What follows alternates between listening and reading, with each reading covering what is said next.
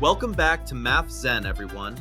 Today, we are going to continue our fast test prep for 5th grade series. These videos will focus on the algebraic reasoning umbrella. Let's go ahead and get started. Alrighty, let's go ahead and take a look at number 15 of our fast test prep for 5th grade series. The following 2 questions will be working under the algebraic reasoning umbrella. At this point, you need to go ahead and pause the screen so that you have a chance to solve this on your own before you watch me solve it on the next screen. Good luck.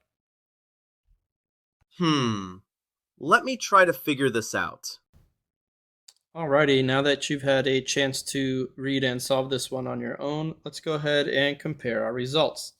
So whenever I'm teaching my children how to solve expression type problems like this, I just train them to somewhere on their paper write the word PEMDAS, which is just a quick reference on how to follow the order of operations. I know some teachers change that first letter to a G for GEMDAS. It's just personal preference, really. The P in this version stands for parentheses, and the G in the other version just stands for grouping symbols, because you also could have braces and brackets. But for this problem, PEMDAS works just fine. So first thing we have to do I have any parentheses? Which I do. So I have to solve that part first. So 15 minus 9 is going to give me 6. Once I get that, I bring down the divide by 3. I bring down the times 4. And I bring down the plus 6. Now I go back to PEMDAS and I ask myself, okay, do I have any more parentheses? No. Do I have any exponents? No. Do I have any multiplication or division? I do. I have both of them. So I'm going to read from left to right, which means that comes first. So 4 times 6 is going to give me 24. Then I'm going to bring down the divide by 3. Then I'm going to bring down the plus 6. At this point, I go back to PEMDAS. I don't have any parentheses. I don't have any exponents. Do I have any multiplication or division? I do, right here. And that is going to give me 8. Now I bring down the plus 6. And I only have one more step to do, and that is going to give me a total of 14 for my final answer. So if you got 14, give yourself a nice pat on the back. Alrighty, now let's move into question number 16. If you would like to pause the screen now before I solve it, this would be the time to do it. I wonder what the answer is. Let's go ahead and take a look. Alrighty, now that you've taken some time to read and solve this problem on your own, I'm going to go ahead and read it to you and solve it so that we can compare our answers to see how you did.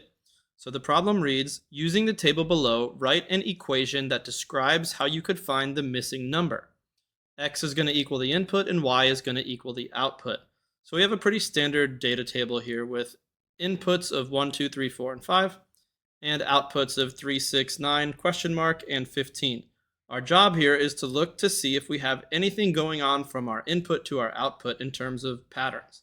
So initially, you might think that a rule could be input plus 2 would equal output, which does work for this first term. So if we did 1 plus 2, we do get 3. But we need to test that for all the other terms to see if that rule is still true. So 2 plus 2 should give us 4, and it doesn't. 3 plus 2 should give us 5. But it doesn't.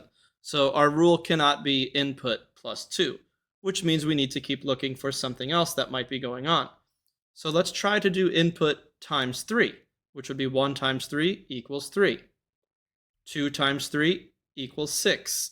3 times 3 equals 9. 4 times 3 would give us our missing number of 12, and 5 times 3 would give us our missing number of 15. So we did indeed find our rule. We just have to figure out how we're going to write that and how it needs to look in equation form.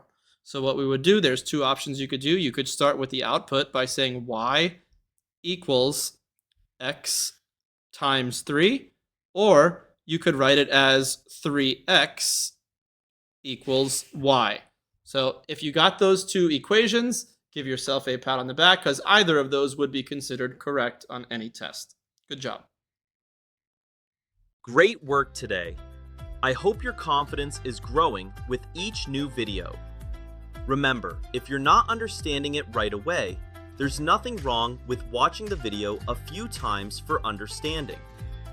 That's all for today. As always, don't forget to find your Math Zen.